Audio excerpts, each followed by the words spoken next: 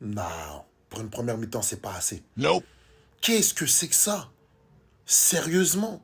Ok, Xabi Alonso, il a donné des consignes à respecter, un système de jeu à respecter, mais à un moment donné, un peu de bon sens dans le football. Je sais pas, moi, bougez, faites un truc. C'est la charnière centrale s'en est chargée à votre place, de tenter des tirs de loin cadrés. À un moment donné, faut pas exagérer. Ok, Osasuna sont très bas, mais justement pour faire bouger le bloc, il faut que vous aussi vous bougez. Il faut que vous mettez du rythme dans le jeu. C'est trop mécanique là. Qu'est-ce que c'est que ça? Je reconnais même pas la patte de Xabi Alonso. Il y a rien d'extraordinaire. Parce que justement les joueurs, je sais pas, ils sont timides. Ils ne tentent rien de spécial. Mis à part Mbappé, qui veut essayer de mettre un peu de rythme, un peu plus de rythme dans le jeu. Mais franchement, c'est pauvre, les gars. Arda Güler, qu'on nous a dit, ouais, il va être peut-être le métronome, mais rien du tout. Il est excentré avec Brahim Diaz à droite. Tout se passe à gauche.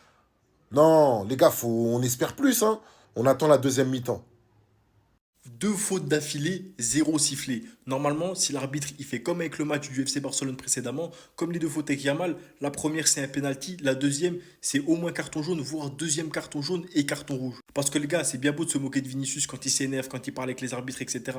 Mais quand il subit ça tout le match et qu'on lui dit relève-toi, joue, arrête de simuler et que les adversaires y continuent, je comprends que ça l'énerve. Parce qu'au final, les gars, résultat des courses, il a fait deux fautes, donc quasiment un penalty et il lui a marché dessus. Deuxième mi-temps, le joueur va pouvoir revenir, refaire des fautes sur Vinicius ou sur quelqu'un d'autre sans être inquiété jusqu'à prendre son premier carton jaune. Alors que là, s'il avait déjà un carton jaune, ça aurait changé son match. Maintenant, moi, ce que je demande à comprendre, c'est pourquoi les arbitres, ils voient ça, ils se disent non, je siffle pas. Est-ce que c'est Vinicius qui paye un petit peu sa réputation? C'est ce qu'il a fait avant, toutes ses frasques et tout? Ou est-ce qu'il y a autre chose derrière? Et là, le gars, ce serait un petit peu plus grave. Si les gens ne veulent pas siffler pour Vinicius pour autre chose, je sais pas ce que ça peut être. Peut-être que c'est des embrouilles avec le Real Madrid. Peut-être que c'est autre chose. Mais moi, les gars, j'ai vraiment du mal à comprendre. Surtout qu'on le voit, les arbitres, ils les voient, les fautes. On l'a vu dans le match précédent, les gars, avec le Barça contre Mallorca. Yamal, il a subi deux fautes, deux coups de sifflet mérités, carton jaune, carton jaune, carton rouge. T'assumes. Au moins, les gars, c'est ce qu'on appelle protéger les joueurs. Mais là, ils veulent pas le faire et je sais pas pourquoi. Baiser vos mères, les arbitres de Liga. Je m'en fous, je m'en fous. Moi, je vais pas laisser passer ça. Au nom de Dieu, il le pousse littéralement dans la surface. Il ne siffle pas penalty. Il l'a poussé. Il a mis les mains. Il l'a poussé. Wesh, regardez, les gars. Il le pousse, normal.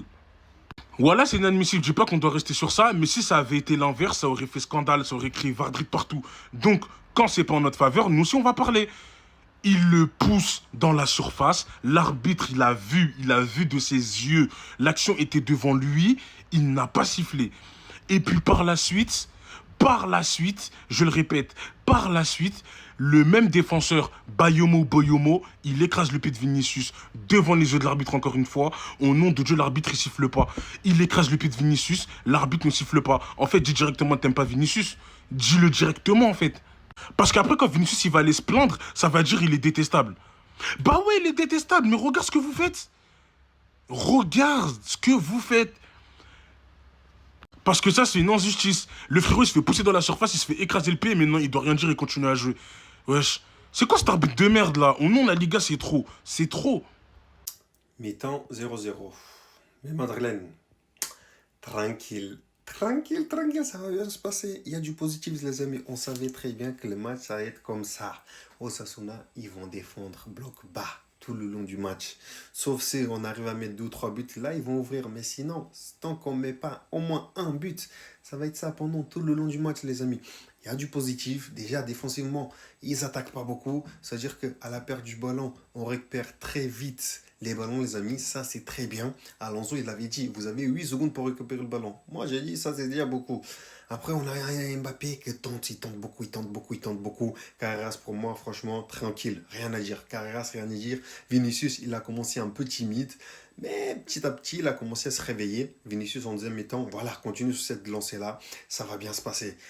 Les amis, encore une fois, contre des équipes comme ça, bloc bas, on a besoin d'un numéro 9. Parce qu'à chaque fois, je voyais, même Arnold, il essayait de centrer, Carreras aussi, mais il nous faut ce numéro 9 là dans la surface, même pour embêter les défenseurs, les amis.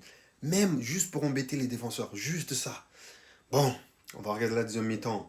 Pour le moment, 0-0, on a besoin de buts. On a besoin de buts. Les gars, réveillez-vous s'il vous plaît. Parce que je vois que les défenseurs tiraient. C'est pas possible. C'est pas normal. Je crois que les défenseurs, Carreras, il a frappé combien de fois? 2 ou 3 fois. Dean, pareil. Militant aussi, il a essayé. Les attaquants, s'il vous plaît, on a besoin des buts. Merci. Qui de mieux que Kylian Mbappé pour marquer le premier but de la saison du Real Madrid pour bien débuter l'année avec beaucoup de bénédictions? Qui de mieux que Kylian Mbappé? Mbappé qui a marqué le but aujourd'hui qui fait que le Real mène actuellement au Osasuna 1-0 sur penalty obtenu, mérité d'ailleurs, sans débat, voilà. Et en dehors de ce but, il est en train de faire un match exceptionnel. Toutes ces passes qu'il a fait aujourd'hui ont été réussies, 100% des passes réussies. Il a actuellement 60% des dribbles réussis dans le match. Je crois qu'il a obtenu, il a tenté 7 dribbles et il en a réussi 4. Donc actuellement, il fait un très bon match pour ceux qui regardent le match en tout cas. Il fait quelques pressings, il revient, il joue tranquillement. Tout se passe hyper bien en fait. Voilà, c'est le but qui tardait à venir, mais quand même, Mbappé est en train de faire un très bon match. Et il est en route pour aller devenir, comment dirais-je, le premier joueur, si je ne me trompe pas, à terminer meilleur buteur d'une ligue 8 fois de suite, parce qu'il a fait 7 fois de suite, 6 fois de suite en Ligue 1 et il a continué avec la Ligue. Donc cette année, ça sera la 8e fois de suite qu'il sera meilleur buteur d'une ligue professionnelle. 8 fois de suite. Respectez M. Kiki Debondi. Respectez Kylian Mbappé. Et toutes ces personnes qui sont anti-Mbappé, je vous souhaite bon courage cette saison parce que vous allez vraiment souffrir. Parce que ce qu'il a fait la saison dernière, c'est encore petit. Quand on dit que Ronaldo a un descendant et c'est Kylian Mbappé, ça sera confirmé encore cette saison. Il ne pourra jamais peut-être remplacer Ronaldo. Il n'aura jamais peut-être le niveau de Ronaldo au Real Madrid. Mais il nous apportera 60% quand même de l'émotion que nous on ressentait quand Ronaldo était là. Au moins 60%. Oui, voilà, ça seulement il pourra le faire. Pour ceux qui ne sont pas d'accord avec son commentaire, moi je m'en fous carrément en fait.